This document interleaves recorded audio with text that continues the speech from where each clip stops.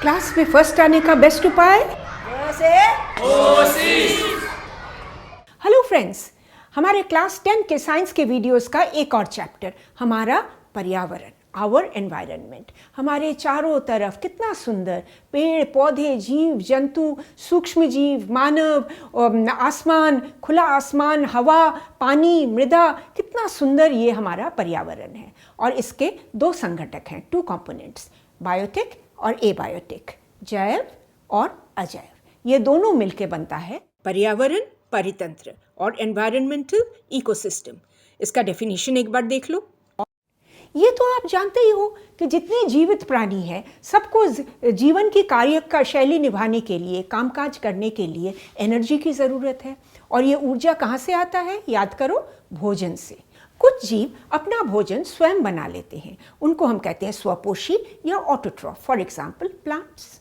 आप तो जानते ही हो कि सूर्य प्रकाश में वो अपना प्रकाश संश्लेषण करके वाटर के साथ फिर वो कार्बोहाइड्रेट बनाते हैं, ग्लूकोज के मॉलिक्यूल्स बनाते हैं।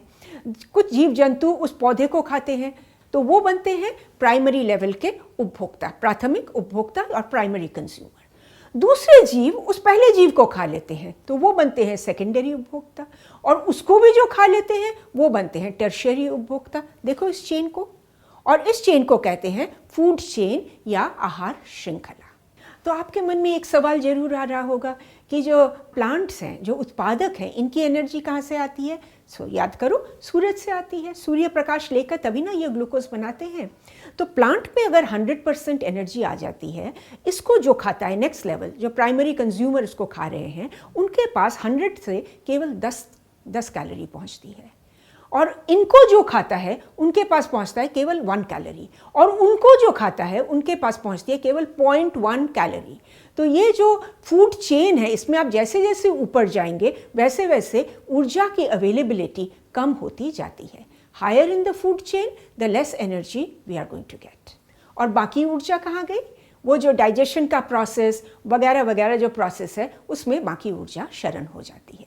उत्पादक और उपभोक्ता, प्रोड्यूसर एंड कंज्यूमर, इसके अलावा एक और ग्रुप होता है जिसको हम कहते हैं अपमार्जक या decomposer. For example worms, mushrooms, इस तरीके की चीज़ें। तो ये जो कार्बनिक पदार्थ जो ख़त्म हो गई हैं उनको वो गलाकर, तोड़कर छोटे छोटे तत्वों में कन्वर्ट कर देती हैं, और मिट्टी के साथ मिलकर ये मृदा की उर्वरता को खूब सारा बढ़ा देती हैं। तो अब तक तो आप समझ ही गए होंगे कि आहार चेन, आहार श्रृंखला क्या होती है। और जब कई आहार श्रृंखला एक साथ आती है तो बनता है आहार जाल या food web. For example, now you must be thinking, आप जरूर ये सोच रहे होंगे तो पर्यावरण तो बहुत इंपॉर्टेंट है, बिना पर्यावरण के नो फूड नो एनर्जी, तो हम जिएंगे कैसे? इसलिए पर्यावरण को बचा कर स्वस्थ रखना हमारे लिए बहुत ही ज़रूरी है।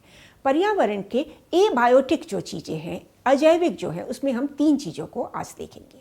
नंबर 1, हवा। चलो, पृथ्वी के सरफेस से उसके ऊपर बहुत सारा हवा है। तो पृथ्वी के सरफेस से लेके 10 किलोमीटर तक है ट्रोपोस्फियर, और उस 10 किलोमीटर से लेके 50 किलोमीटर तक है स्ट्रैटोस्फियर।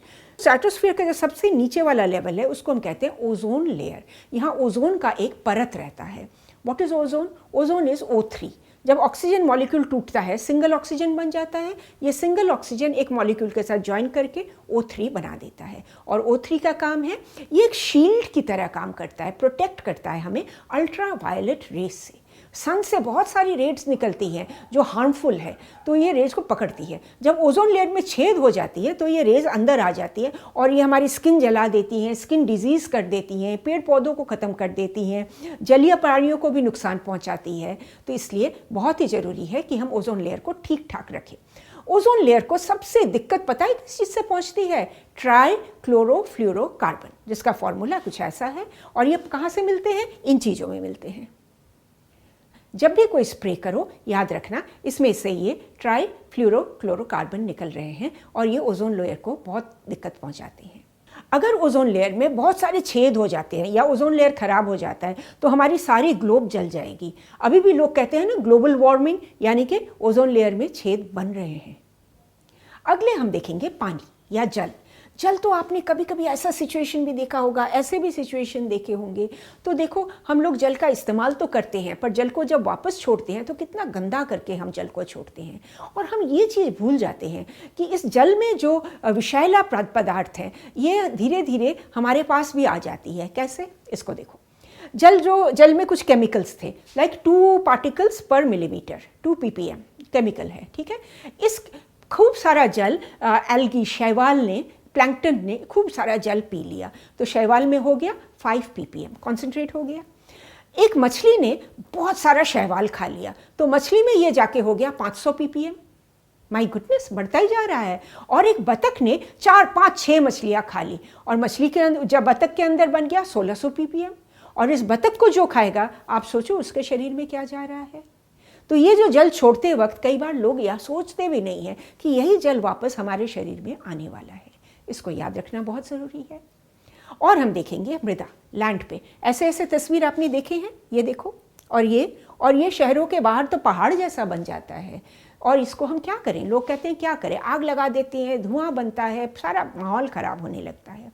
इसका बहुत अच्छा सिंपल सोल्यूशन है कि जब हम कूड़ा फेंकिए तो कूड़ा को हम अलग अलग कंटेनर में डालें, और जिस कंटेनर में हमने जैव कूड़ा डाला है उस कंटेनर को हम, उसका जो सब्जियों के छिलके, अंडे के छिलके, इस तरीके जो चीज़ें हैं, इनको हम मिट्टी के साथ मिलाकर बहुत बढ़िया कंपोस्ट तैयार कर सकते हैं, जिससे हम और जो खाद की काम करता है, जिससे हम और पेड़ पौधे उगा सकते हैं। जो प्लास्टिक का वेस्ट है, उस प्लास्टिक वेस्ट को रिसाइकल करके हम और नए नए प्लास्टिक के भी पदार्थ बना सकते हैं। सेम केस विथ मेटल के कैन वगैरह, इसको जब हम रिसाइकल करेंगे तो बहुत सारी नई चीज़ें बन जाएंगी। और कागज़ रिसाइकल करने से बड़ा सुंदर कागज़ बनता है, जिसको आप ग्रीटिंग कार्ड वगैरह में इस्तेमाल कर सकते हो। तो रिसाइकलिंग एक पद्धति है जिससे हम ज़मीन को साफ़ सुथरा रख सकते हैं। तो बच्चों, ये एक था छोटा सा चैप्टर, हमारा एनवायरनमेंट था। तो छोटा, पर है बहुत बहुत बहुत इम्पॉर्टेंट। बिकॉज आप याद रखना, एनवायरनमेंट रहेगी तभी हम स्वस्थ रह सकेंगे, और स्वस्थ रहेंगे फिर हम भोजन करेंगे, भोजन भी हमें मिलेगा जब पूरा एनवायरनमेंट स्वस्थ रहे। चैप्टर का सारांश देख लो आप, और इस चैप्टर को आप एक बार वीडियो देख लो, उसके बाद आप चैप्टर को पढ़ लेना, एकदम क्लियर हो जाएगा, 5 मिनट भी नहीं लगेंगे। अपने शब्दों में आंसर लिखना, बढ़िया से बढ़िया आपको नंबर मिलने वाले हैं, आई प्रॉमिस यू दैट। और इसका जो राइटअप आपको यहाँ मिलेगा। और इस सब वीडियोस के, जो हमारे इतने सारे वीडियोस आ रहे हैं, और हमारे जो सोशल मीडिया है, इस पर हम डेली अच्छे अच्छे पोस्ट डालते हैं। आप हमारे पोस्ट देखोगे तो हमें तो बहुत ही अच्छा लगेगा। Thanks for watching. कोसी